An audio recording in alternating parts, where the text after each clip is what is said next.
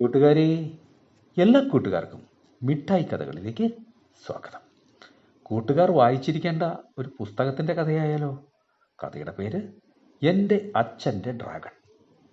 തയ്യാറാക്കിയത് AV ഹരിശങ്കർ. അവതരിപ്പിക്കുന്നത് മനോജ് കുമാർ പോളയ്ക്കൽ. അങ്ങ് ദൂരെ പലതരം കാട്ടുമൃഗങ്ങൾ വാഴുന്ന ഒരു ദ്വീപ്.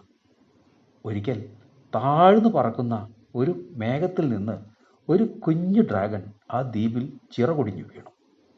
അവിടുത്തെ മൃഗങ്ങൾ അതിനെ കെട്ടിയിട്ട് വളർത്തി അവരുടെ അടിമയാക്കി മാറ്റി.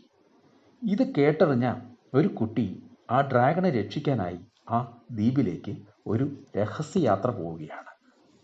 തുടക്കം മുതൽ ഒടുക്കം വരെ രസം പിടിച്ച് വായിക്കാവുന്ന ഈ കഥയാണ് my father's dragon.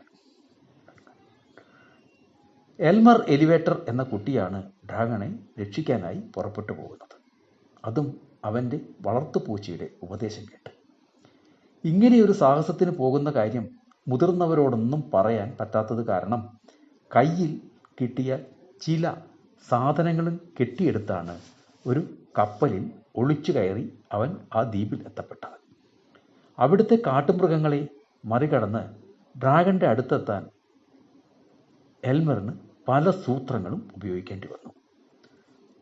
Ruth styles gannet എന്ന അമേരിക്കൻ എഴുത്തുകാരിയാണ് ഈ പുസ്തകം എഴുതിയത്. 1948 റൂത്തിൻ്റെ രണ്ടാനമ്മയായ റൂത്ത് ക്രിസ്മാൻ ഗാനറ്റ് വരച്ച മനോഹരമായ ചിത്രങ്ങളും ഇതിലുണ്ട്.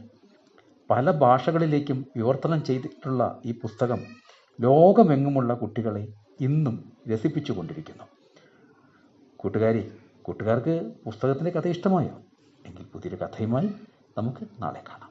എല്ലാവർക്കും നല്ലൊരു ദിനം ആശംസിക്കുന്നു. Story uncle.